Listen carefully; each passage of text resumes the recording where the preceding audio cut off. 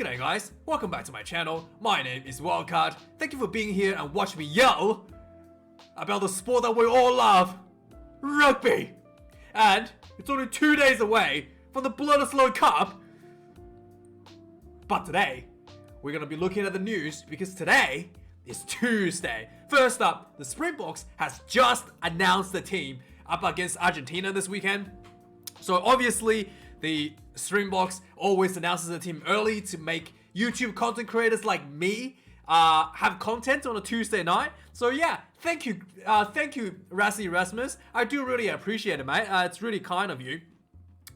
They have named Ioane starting 15 against Argentina this weekend. I thought this 15, the Ioane 15 from the second test against the Wallabies, I thought this setup is really good. They looked really good against the Wallaby. In fact, looked like a stronger team than the traditional, go-to setup for the Springboks. Just the fact that they're playing different players, the different positions, making the team much more unpredictable, and also the attacking line is a bit different as well. So look more freshened up, with much more energy, a lot more variety as well from the new number 10.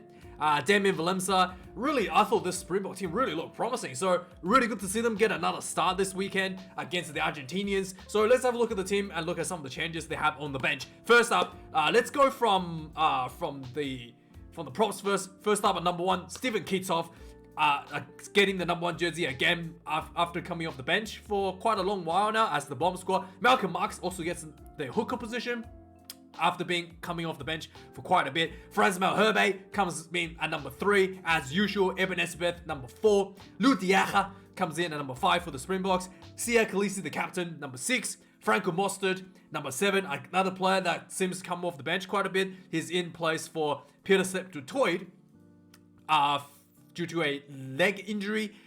Jasper Visser comes back in at number 8 in place of Dwan the Rock Vermeulen. And Jasper Visser, another one of those high ball specialists that the Springboks really like to chase those box kicks with his size and his prowess under the high ball.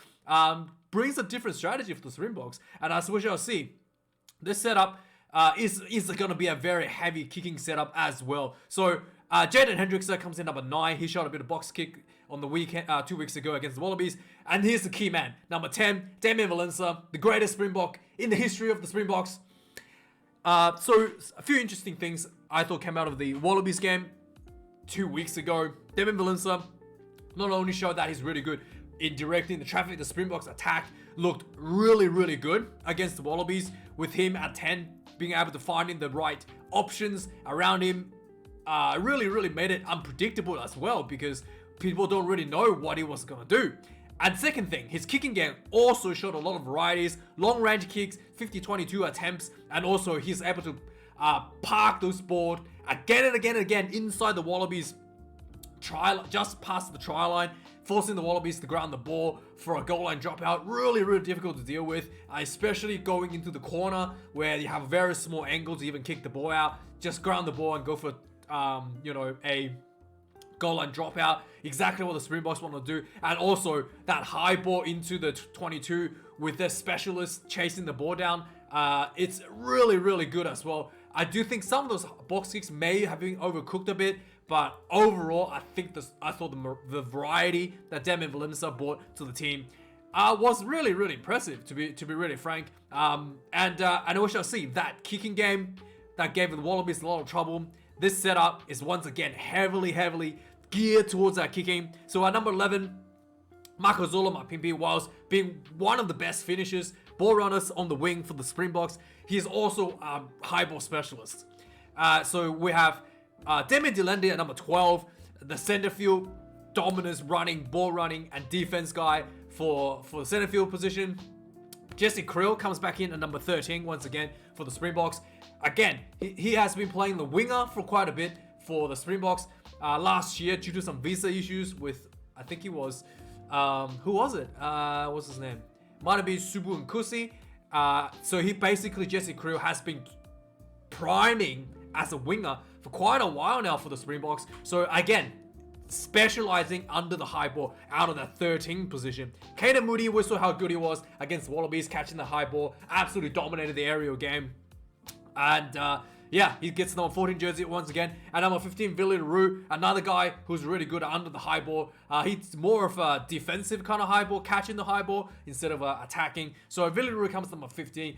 And again, this team seems to be gearing heavily towards that kicking strategy already in the starting team. In the replacements, Dion Fury gets like the hooker position once again. They actually brought him onto the field as a flanker against the Wallabies. So interesting to see if they're gonna have Malcolm Marks play the full game again and have Dion Fury coming off as an additional flanker. We know how much the Springboks loved playing flankers. Ox Nche gets number 17 jersey.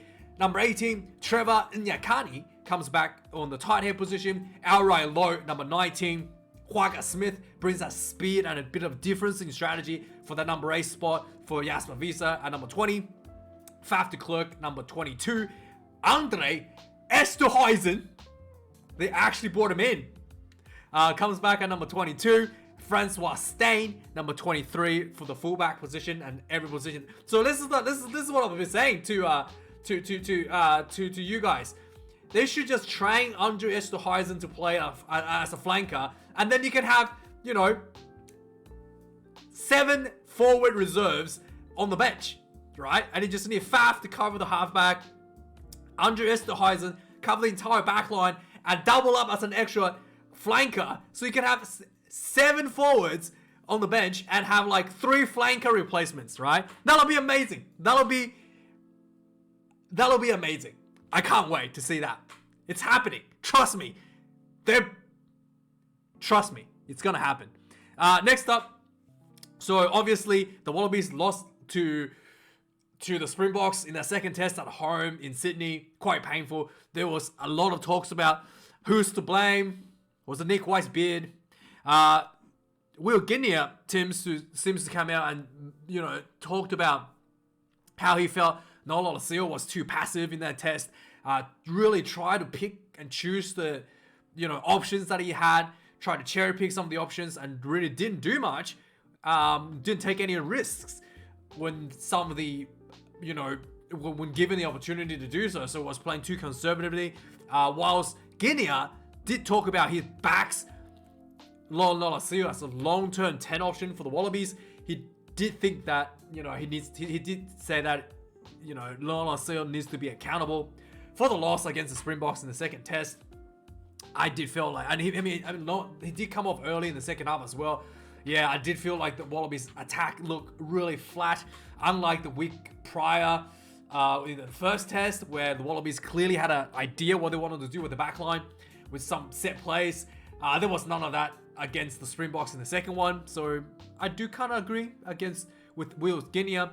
Wallabies with the All Blacks, obviously on a Thursday night test, has already announced the team. I'm going to bring out a team list soon. So Dave Rennie has made a couple changes to the team. Nick White is probably the big one that's been dropped to the bench, but the biggest news out of the Wallabies camp is the return. Bernard Foley returns to the 10 jersey. We talked about how he was going to probably potentially return for the in the second test against Springboks. Didn't happen. So he was playing in Japan. So there's a bit of a gap between the end of the Japanese season and the start of the international season for the 1 or 2 months gap. So the Wallabies wanted to kind of get him back in running order before sending him out on the field. Also, Foley hasn't played for the Wallabies since 2019 Rugby World Cup. So, it's been a while since he played international tests as well. I have watched him play in Japan. He did look good, but yeah, international test is a different level. Is he gonna be up to it? We'll have to wait and see. Again, it's really interesting to see how Quade Cooper really improved his goal kicking whilst overseas. I wonder if Bernard Foley has improved his goal kicking whilst playing in Japan, which will be a key area that the Wallabies needs to win over the All Blacks. So a few changes in the Wallaby side as well. Rory Arnold has been recalled to return to Japan due to his child being born, and obviously the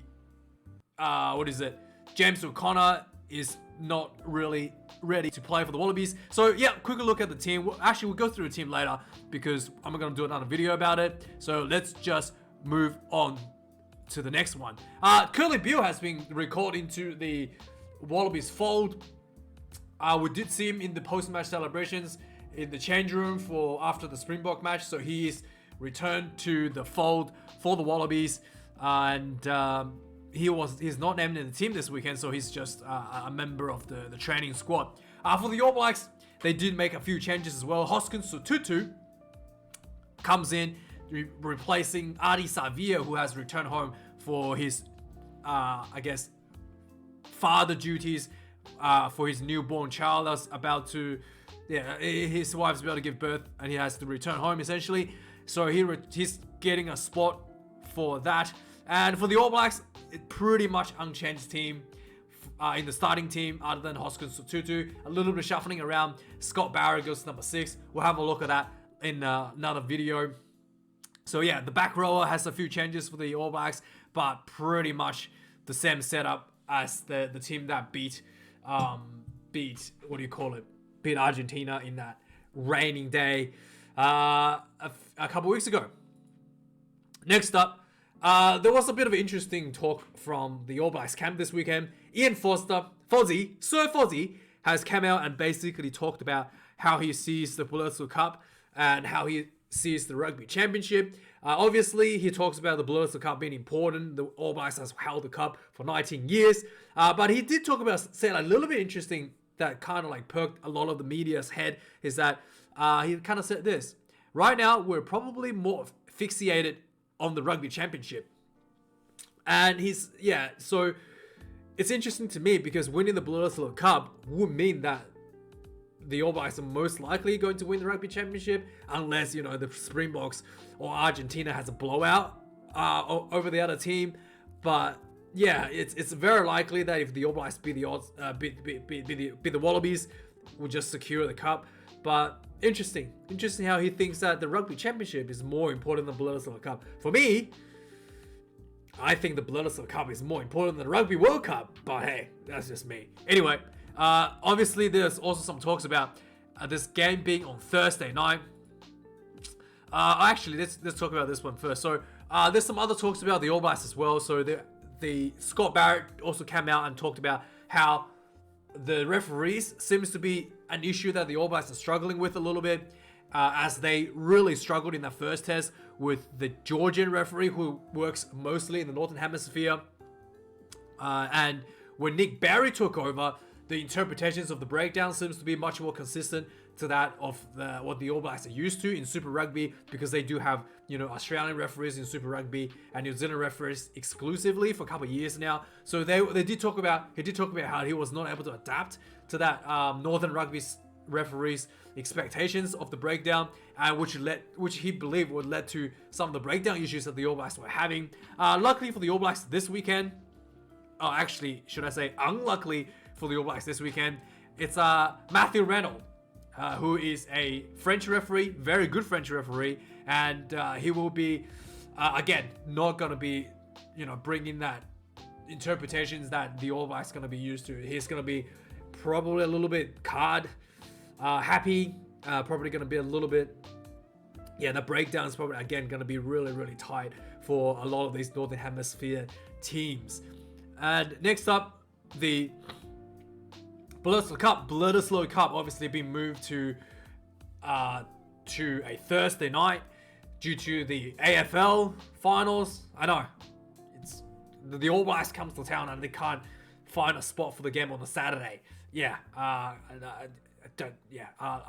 don't want to rant 2 hours about this. So let's move on. So obviously the big game of the weekend for the Bledisloe is competing against is the game between Geelong and the Brisbane Lions at the MCG on a Friday night. So yeah, the semi-finals, or what is it? I don't know. Elimination finals for the AFL is in play, and they think that essentially the rugby fans gonna get destroyed by the number of AFL fans that turns out to these games. I mean, Melbourne, like we know, like no one cares about rugby. Like I don't know why they keep trying to.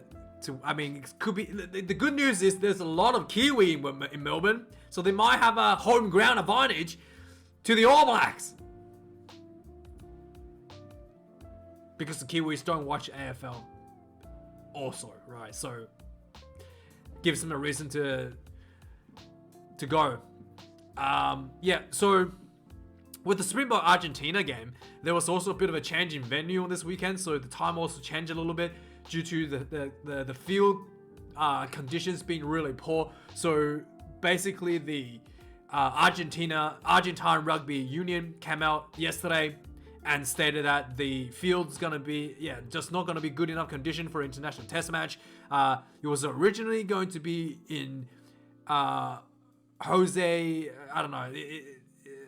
Amalfitani Stadium. It was going to be here in Buenos Aires, but this was changed to Avellaneda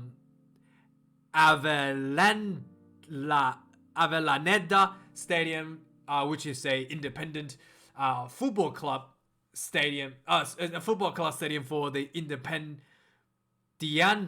So yeah, so they're going to be moving to a different stadium where the conditions are a little better. So next up, we've got Springboks also have recalled Bungi Bunabi to the team. He had a bit of a knee injury. He went home and he's now back in the team, tracking his way back into the Springbok team. Obviously, the other big news out of the Springbok team is the steamy nights between Elton Jantjies and his the Springbok dietitian. What's his name? Zinat Simji. And yeah, apparently they had a bit of a steamy night in the hotel room before the rugby championship match against the All Blacks. And apparently, basically what happened was, the story goes, right? The story goes, so the story goes that they were both, what happened here? The story goes that they were both like in the room. So basically they booked a hotel room for themselves, and then some Springbok fans moved in next door and basically saw them go into the hotel room, and they were able to eardrop on what was happening in the next room essentially. And apparently things were pretty steamy at the start, and then later on the both of them went into an argument and resulted in like the hotel staff had to come in to resolve the issue. And not really a good look there. But then and that's basically what happened. And then the newspaper came out, revealed all this scandal. Jantjies is a father of 3 children, so he's gonna have to answer to his wife at home.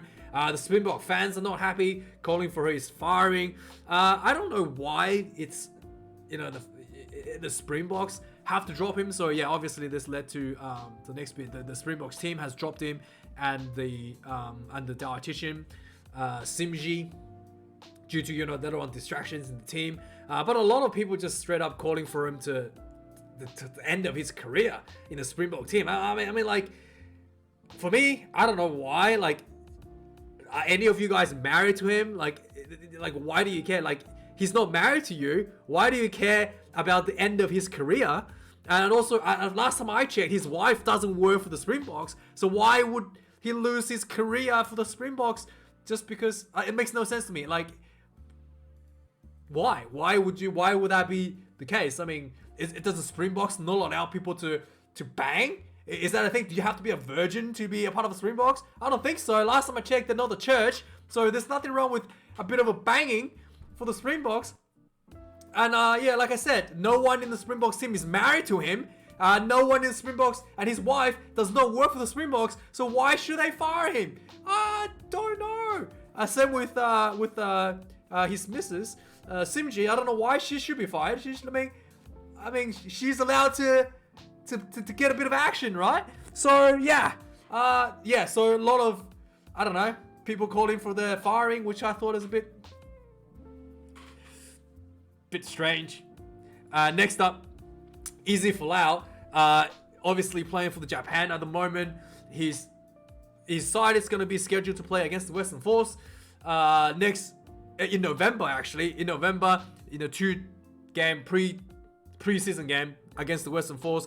His team is the Urayasu D-Rocks. They changed the name. I'm pretty sure it was Shining Arcs. But anyway, he's got a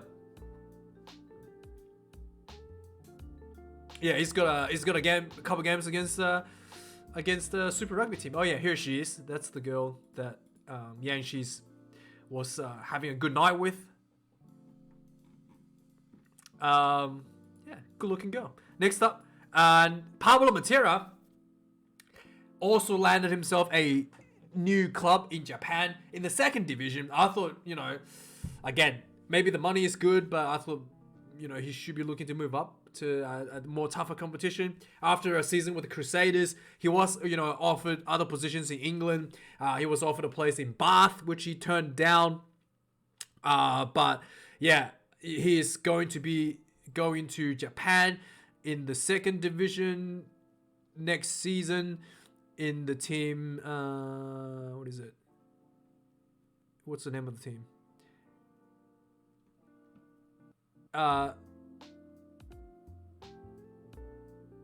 What is it? Anyway, he's going to be in the 2nd division in Japan. Oh yeah, Mie Heat. That's the name of the team. So he's going to be there with Tom Banks. And finally, final bit of news this week. Monty Ioane reported last week that he had a bit of a mental health issues and he'd left Italy to return home to Australia. Monty Ioane is the niece. Is it niece or I don't know? His uncle is Digby Ioane from the famous Wallaby, former famous Wallaby player. So he's very, very talented. He's returned to Australia and he's re-signed. I mean, I guess he has to make money somehow, right? He signed with the Melbourne Rebels. If you have mental health issues, man, the Rebels is not the team to play for. To be really frank with you. And yeah, you're not gonna have a good time losing every game every weekend, mate. Especially he talked about how losing is starting to get to him, and playing for the Rebels is yeah, probably not gonna be good for your mental health, mate. Just saying, probably should have signed with the Reds or something, or the Waratahs, or the Brumbies even. Yeah, Rebels. And yeah, that's the news for the week, guys. I will be releasing a video soon about the All Blacks versus Wallaby lineup, so we'll talk about that in more details in another video. Thank you for being here. Thank you for watching. Like, comment, subscribe, yada yada yada. And yeah, see you guys soon. Cheers.